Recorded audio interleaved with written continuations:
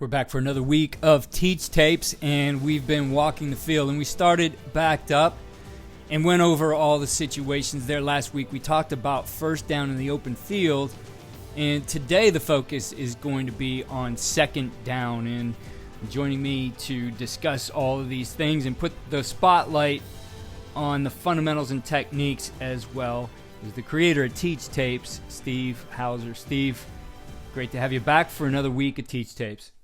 Yeah, Keith, always good to kind of focus in on one of these little spotlights. And I know you joked that, second down is the forgotten down. You talked about the Ryan Walters presentation. And it really, I didn't know about it before you brought it up, but it makes a ton of sense of how segmented these situations are coming off that open, the whole world's in front of you first down situation. And just how, at the end of the day, styles make fights, right? What your offensive philosophy is, what you want to do with those situations, how you arm your call sheet to make sure you can work with what you guys value as a staff.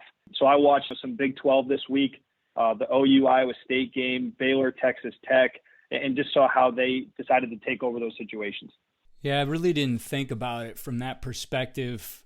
It was you saying something and then recalling the Ryan Walters presentation that second down kind of gets breezed over a little bit, right? You focus a lot on what you're going to call on first down, and certainly you're going to work on thirds. And I know for a long time I didn't even have second down on a call sheet. It was just base calls that we had there, which we would use for first and second down. But when you think about it, you're going to do some things on first down, obviously to set yourself up for success in that series. But then depending on where you're at, second down becomes critical, even to the point of I had Michael Lombardi on the podcast, and in his book Gridiron Genius, he talked about the philosophy of not waiting the third down to get the first down, that you need to go after it on second. So I think there's a lot of different approaches, but as we get more and more into this world of analytics and how many downs we have and what we're going to do on fourth down if we get there and different areas of the field, I think second down now is becoming something that coaches think about more and plan for more. Before we even get into the striated down and distance of extra long down to short, it was interesting to see people just how they're starting the game on second down versus coming out of halftime. And obviously, you're trying to control for as many things as possible, right? We're not talking about backed up, red zone, 2-minute, but just the intent of starting a game or starting a half, right? Both Iowa State and Baylor came out ripping drop back, like 7-man chip protection or a true shot. Iowa State threw a home run post on the backside of a Y cross concept. And man, it was beautiful. That ball hung up there and it was a contested catch, but that receiver did a great job of rolling off the ball, stepping on his toes, pushing the blind spot. And I mean, it looked nice now, but also they came back with the grid concept with the deep over underneath it later on. And now they, again, respected the hell out of that home run post. And now they've got a great soft spot there for a 25-yard gain. Starting the second half, they're down one score against OU in that same second and long situation. All they're doing is running outside zone with a bubble backside and making sure those manageable down and distances are there to keep a tight game tight and not get off kilter with the sticks. So we can talk about each offense and each position of how it really sets up for them. But I thought that was interesting of just even the time of game, starting a game or starting a second half. It's definitely, as you said, it goes to style. So I do think it's worth talking about each individually and seeing from looking at them some of those things come through as far as the style. So let's kick things off here with Baylor. Yeah, so Baylor, obviously, those guys are doing a great job with their wide zone scheme, complementing it with the mid zone. And really, you see a good number of quick game concepts as well. But there's some things there, too, of, I had a clip on there with Rod Marinelli talking about standards. He was with Coach Eberfluss in Dallas, and then he came with them in Chicago as now kind of a consultant talking to the team. And in the quarterback room with Justin Fields, they were talking about, man, it's your job to finish those play fakes and carry out that fake to get information backside. Are we reading it? Are we nakeding it? All these different things of how we can tell the path of the running back, what's happening back there. So I think that fits with Baylor of having some information for them. I felt like Oklahoma, you talked about not having it totally structured of down and distance on there, but man, they're going to run what they run. It's going to be a spread run scheme with the spit outs, having some complements with their run blocking scheme. But Iowa State had a lot of different tools in their bag of extra long, screens, dropbacks, chip protections, and then being manageable on the down and distance as it got shorter. But again, making sure they had some tools for whatever their system was. The tools are an important part of it, right? And you're looking at second down, you think about what you do on first, right? You're calling some base things and you're on schedule. You have a chance now to get into your complementary plays on second down, but you might look at that differently if you're in second and long. If first down didn't work, the approach is going to be a little bit different here. And if you take the Michael Lombardi approach, it's let's now go for it all on second down. I was always get on schedule, stay on schedule, move the chains, and obviously within there you're going to get the opportunities to present shots and things like that. But again, I think it's what you said, your signature, right? It's really who you are is going to appear on these downs. Really the biggest thing, Keith, if you look at what those second downs were in the Big 12 this weekend, there was 187 second downs. Only 13 of those were second and short, which I classified as 1 to 3. 13 second and shorts, and everyone will either get that clean first down, start fresh, or take your bonus down and run a big shot. And again, we talk about signatures and styles. Big 12 it wasn't there, right? Maybe if we pulled up the SEC this week, there would have been 50 of those because they're setting up their call sheets differently for that conference. You talk about having complements. Baylor's even running a reverse to control that backside end later in the game because now they feel like that guy's not really focused in.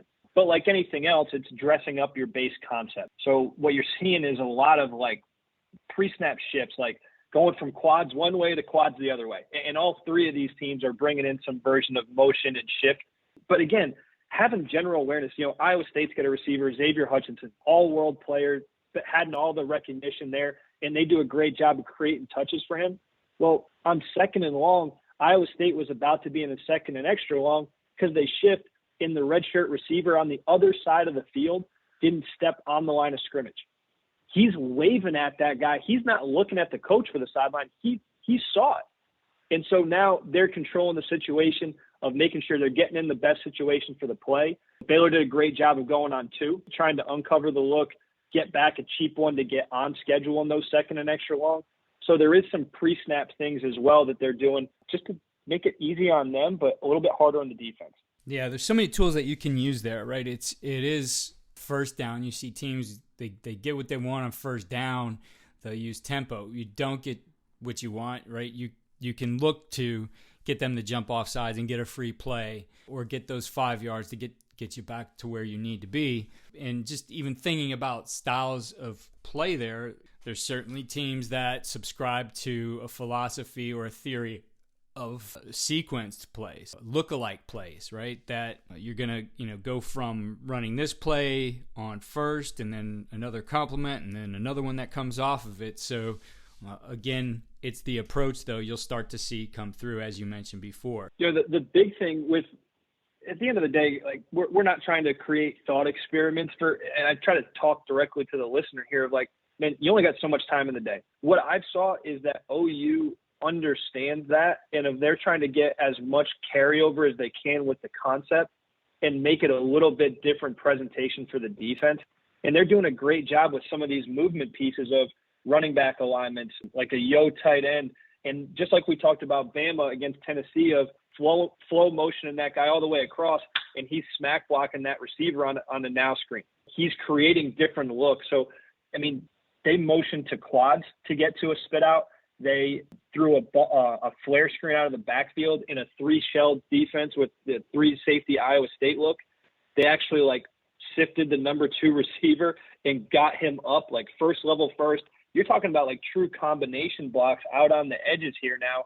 So it's really interesting of how people are getting run plays on the edges, but coaching those receiver tight end blocks a little bit more, like an offensive lineman. Taking this into the position-specific level is the next step of it. It's something that we look at every week. And again, you have found those and put together your teach tapes based on some of the things you see at each position and things that you can work on those schemes, those plays that come up a lot on second down. Obviously, the NFL world, from what they're drilling, is dependent on the scheme, and it's slightly different than we're talking about from these college examples. But at the end of the day, all these different runs where we're reading it or we're booting it, we're trying to control that backside edge of the short side, right? So there's two different things. The Atlanta Falcons, back when they had Matt Ryan, and they're going through this old school boot drill of, if the end crashes down and you're out flanking it, man, you're running all the way over, hitting the comeback. Okay. Now the end stays wide. And Shane Day, the Chargers quarterback coach, has a great drill that Herbert and Chase Daniels are going through of like sprinting and attacking that edge, making that defensive end feather his feet. And now you can reset for a tick and bang that get in vision route. Okay. He's covered up. You saw an incredible rep. Who was it? I think it was Will Levis, right on the goal line of that boot action as they were playing Tennessee this week. He put his foot back down and charged back downhill and didn't just throw that thing out the back. And they're like, man, you want to talk an attitude and effort play of a quarterback understanding, like, man, it's goal line. It's a must-have game. Man, I'm not just going to dump it. It's a critical situation. All right, I'm going to try to work between that flow of the receivers and the action of the offensive line and try to get the necessary short down. But also, like we saw a lot of quick game coming from Baylor, Iowa State in this world of just, the Kyler Murray, Cliff Kingsbury, man, they're catching it, no laces, banging the target. But really, there's some good stuff here from the Titans. Back when Arthur Smith was there, I think this is a little bit of an older clip, but it was Logan Woodside, former MAC quarterback, backup quarterback there before Malik Willis got there. And they're going through the rapid-fire progressions of a drop back. It's just a front side flood. And he's going from high to low, or high, intermediate to low, and he's banging those reps there just so we can get a feel for what that look is. I'm going to switch over to the receiver side, Keith, and not to filibuster or anything, but the quarterback's in that quick game world, man, that receiver better win. And if we're talking about fundamentals and technique, whether it's getting his shoulder through tight and beating that guy and stacking and staying on that red line for the go or the fade ball, at Oklahoma State, we always made a huge deal of when the eyes are going to pop, right? If it's quick game, we called it a fade. Man, the ball's expected at the 25 on the bottom on the red line, right? Your eyes pop halfway at that distance, right? On a go ball, man, you're trying to hold that line longer. You're holding the bottom of the numbers. The 40-yard go ball, your eyes pop at 20. Right? So even on the glance and the inside slants, man, whether it's the NFL, they'll call it dragon, right? Your three-step slant and your shoot route. Maybe it's on the RPO backside, the unblockable player, your seam lifting, and then working flat. Man, that receiver's got to win because, again, that quarterback's only got so many options. So that single to the boundary, a lot of times you're seeing that as really a highlighted piece of this on a manageable second down. We talked about the quarterback and receiver world there, but looking at the interior skill players, your tight ends, your running backs, how do you see them fitting into the puzzle? Obviously, the most dynamic piece, and I think just before we started filming here, the Vikings traded for T.J. Hawkinson, right, from the Detroit Lions, who was a first-round tight end.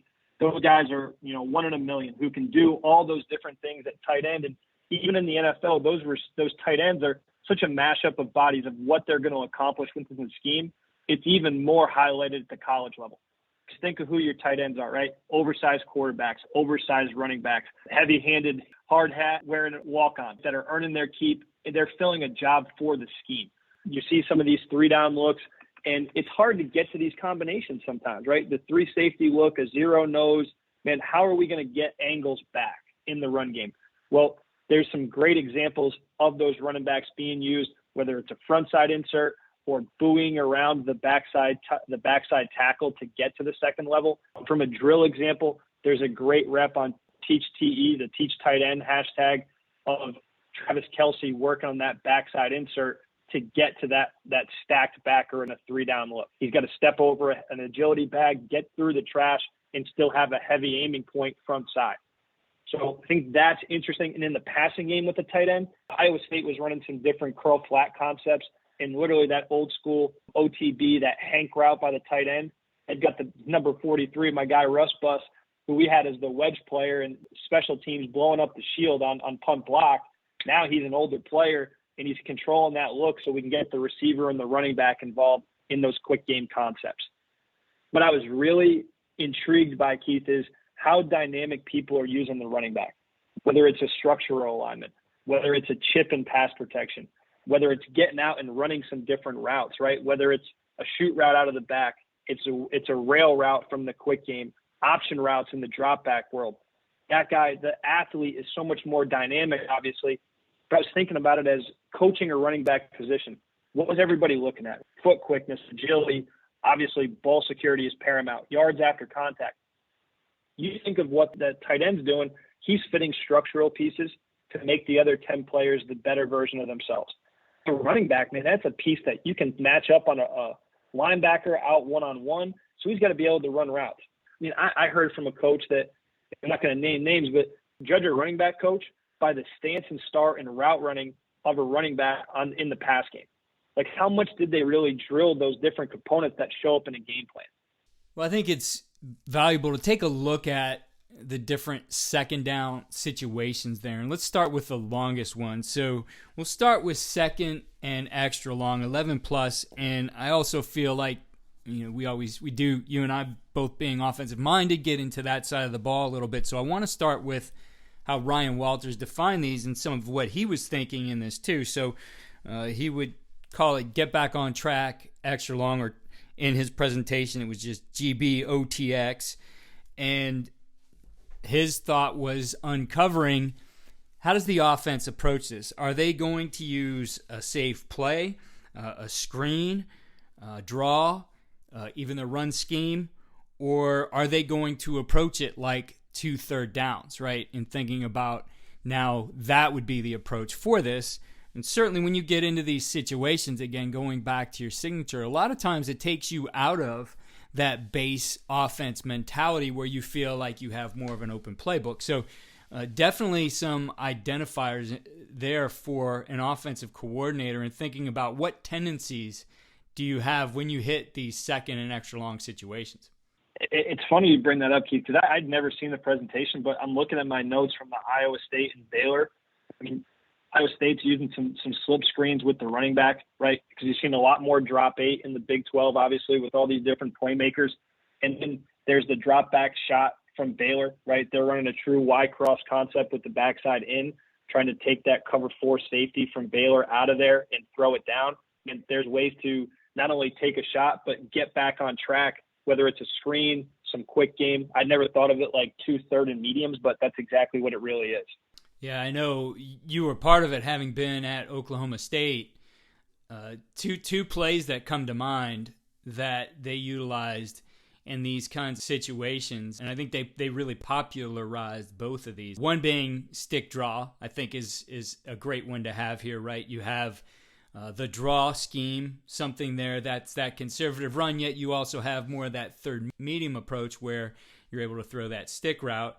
And then the other one that was really a big part of their offense for a while was the shallow screen. So you think about screens, there's the indicators, there's those teams that are really good at retracing and getting to your guy and breaking that play up so you end up in third and long. But what I liked about the shallow screen is there's no indicators for screen, and there's no read progression for the quarterback. I mean, you're getting blockers downfield, releasing in what looks like they're going to be in down the field routes right on their stem and then becoming blockers pretty quickly. And now you got the ball to someone low in space with blockers ahead of him. So I think 2 really good approaches for this extra long situation.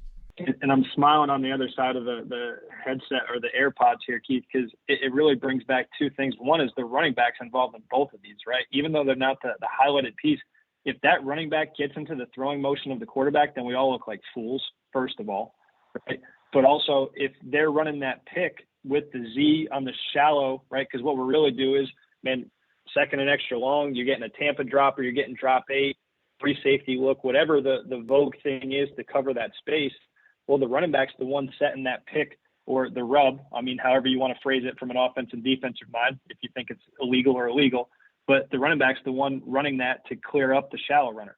And even earlier, when we're talking backed up, that's exactly what we talked about with Jordan Addison from Lincoln Riley coming out of the Big 12 heyday.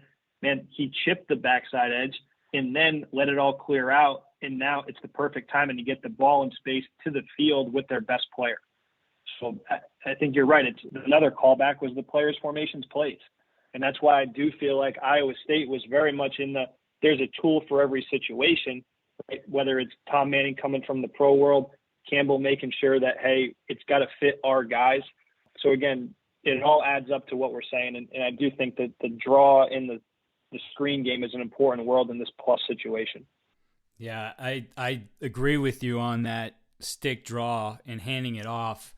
And it's something we tried initially. Now, we were fortunate enough to have a quarterback who we felt good about running the ball in these situations. And so instead of spending, our time on task on the timing of that handoff, we just said, you know what, we're going to send the running back up through here. And it really just becomes, if that guy's, we're really looking at check and make sure he's not falling back in if we don't throw the stick, and then head up to level 3. So it added an extra half for us and took the mechanics of that handoff out of it, because it's tricky, right? It's definitely something that's tricky to be able to turn and hand that ball back to the running back on a stick draw. I don't blame you. I mean, I think at the end of the day, when I left, I was doing the special teams, but I think Yurcich ended up a lot of times just scatting that running back out of the mix entirely, right? Just send him, make sure we can get the clearance from the mic one way or the other, and let's just go play ball, right? So, again, taking a little bit of the coaching out of it. Sometimes we did it from 20 personnel, so we did the same thing of having that lead back. Again, it's just different ways from whatever structure you're going to get the best look, presenting it to the defense. So I don't blame you. So taking a look at making this a little bit more manageable, and again, in Coach Walter's presentation, he had 2 here. He had the 2nd and 10, and then the 7 to 9. And in these yardage, again, it's get back on track. And an important thing as you're looking at that 2nd and 10, that 2nd and 9 in this area. And I think if you're an offensive coordinator, really look at what is your tendency here. How did you get there is his question. How did they get to the 2nd and 10? Was it an inefficient run, or was it an incomplete pass? And I think, in just off the top of my head, in games I watched this weekend, there's guys who definitely have patterns for what they're going to do here, right? If they are in that situation where it was an incomplete pass, they may be going to their best run to get themselves into a 3rd and 6 or a 3rd and 5. And if they had that inefficient run, you can bet they're staying away from a run on that next down. I think those are 2 patterns that probably are pretty common. And I would say take a look at what you do as an offensive coordinator. You may have a pattern there as well that maybe you're not aware of. I totally agree, Keith, because everybody's human, right? Why are you going to repeat the same mistake when it was just inefficient 30 seconds ago? Now, it also kind of works with what I said earlier in a game, someone might be willing to go be more aggressive on this second and inefficient area, whereas later in the game, man, I'm up a score, I'm down a score. I got to make sure that as this thing starts to chip away, I know more of the looks that I'm going to get. I just want to keep playing and make sure I can give the players a chance. So the last thing you want to do is be in a no-win situation of now we're in 3rd and 9 and the whole stadium knows what's going on. Right. And I'm going to see the most difficult look. Now, what I am looking at as I go through some of my notes from these different games, OU didn't throw a drop-back pass on this 2nd down area until midway through the 4th quarter. Like, they still kept playing their world of we're going to spread it out, use some of our leverage and angles to identify a run, or we're going to give those different creative looks on the spit out and say that our athletes in space are better than yours. What I saw from Baylor and Iowa State is some different quick game, whether it's a nod, giving yourself a little bit of a potential shot to isolate that area, or like a whip route retreating back from those inside receivers. Hey, can you outflank somebody and get 5 or 6 yards on the backside with the running back, or just win one-on-one? Again, it's those players making plays in space that we talked about of working the fundamentals and techniques. In that situation, you just got to win. Right? If it's press, man, I got to get my shoulder through and stack and play fast. But the other side of it is getting a little bit of the RPO game, right? Giving yourself 2 chances to have a good, efficient run, or playing the space there and banging that spot, replacing that player. So, again, different ideas, but there's a reason why, like you said earlier. So I agree with that. So looking at the next situation in the 2nd down area would be, again, for Coach Walters and his presentation, it was 2nd and 2 to 6. And he identified really the philosophy of most offensive coordinators in being, let's be efficient and get half of this so that we end up in a third and very manageable. Now, I could say, and just looking back at myself, my approach probably varied based on who the opponent was. And, I'll go to my Baldwin Wallace days. It was probably going to be more on being efficient and keeping that very manageable on third down. Third and long is not a situation you want to be in against a Mount Union defense. Third and manageable is. So I think my approach there probably was more conservative in what plays do we have to get us half of this distance, where in other games, I think it felt a little bit more wide open in that, we could take a shot on this down. We could drop back in our four verts and try to take a chunk if we've been seeing them, running a lot of run pressures or something to that effect, or playing one high defense. So again, tendencies, right? What does that coach do? And I think you brought up something important in that last one, score differential and time, right? That part of the context of the game. It's not just always second down in X, it's second down in a certain quarter with a certain score in the game, up or down, that affects how a coordinator is going to view these things. It kind of leads me into, this second and medium area. Again, I'm just kind of quickly looking this over while you're talking, Keith, of both of the things that I brought up, one for OU and one for Iowa State. This second and manageable, the second and medium area, it's a great place to use tempo and just line up and play football, right? You got a little rhythm. You just ran an efficient play, and you present to look like OU ran quads to the boundary and just spit it out, right? Well, now you've got, hey, are they properly aligned? Is it something they have to force communication with? And it's super easy for your offense because you've repped it. So now you're building momentum. You got them on their heels. You just had a positive play. The other thing with Iowa State, they just ran 2x2 and ran double slant, right? So again, the inside receivers are running through the shoulder of the overhang. They're controlling those players. And also, if it's off coverage, these receivers aren't going to run a slant on the outside. They're going to run 3 big, 2 little, shut it down for a slant, and then you're playing pitch and catch like it's routes on air. So there's a time and a place for both, but either way, everyone's got a little positive momentum, feeling good. Let's just keep playing football. You're still basically in first and 10 on second and medium. Yeah. Right. You have the world is your oyster again, just like you had on the previous down. Yeah, definitely. When I look at this area and just thinking again back to things we're going to do, I mean, it's situations you feel comfortable. It's a great RPO down where now you can get a nice chunk there if you do get the pass, right? Get a guy on the run. And if not, you have a good run to favorable numbers there that are going to get you into that situation. So again, so many different things that people do on offense, just a different approach to it. And I do think, as I said, at the beginning, I think looking at these things within, as we are able to get more and more data on our games and the analytics of when we might go for it on fourth down, I think those play into it as well, which leads into a down, which, interestingly enough, Coach Walters called a waste down, the second in shorts, second and 1.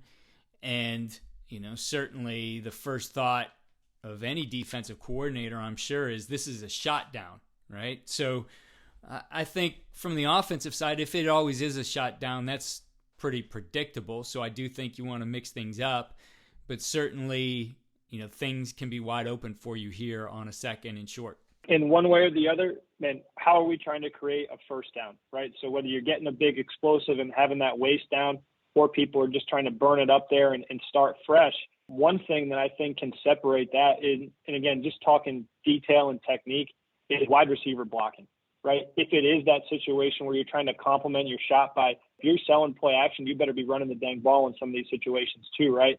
So there was a great rep of Iowa State push cracking that quarter safety, and OU is running a little bit of a TE game, and it gets clogged up on the front side, and that running back actually, trickles it out front side, and now you push crack, and he makes that corner miss. There's a ton of green grass out there. So, again, just doing the little details and the dirty work, like there's a great rep of Eno Benjamin, again, in the Cliff Kingsbury office, and I'll make sure it's in the show notes there, but having a great view of exactly that, of the ball trickling front side, and then you got a running back on a corner and in space. So it doesn't have to be the schemed up board. It can also be an efficient play. Iowa State was using some tempo out of huddle, right, on third down to, again, just kind of have a little bit of a speed break. We talked about it on the previous episode of not all tempo is fast. It's changing up that structure and those punches. So just, again, some different ways to keep it simple and have some positive effects. Well, Steve, another great look at a certain situation, area of the field. And again, I think it's important to realize that all of these have the context of time in the game and score differential as well. And I'm sure we'll get into some of those things later after we walk the field here. But all of these situations, drills, etc. we talked about will be curated in the Twitter moment, and we'll share those in the show notes as well. Steve, as always, I appreciate you taking the time to put this all together, put your notes together, and all the work that you do on TeachTapes, I think, which is phenomenal. Thanks, Keith. And, it's worth doing because it's worth sharing, right? It's fun to scratch that itch. And, if it gives somebody an idea and it helps somebody, then it makes all the difference.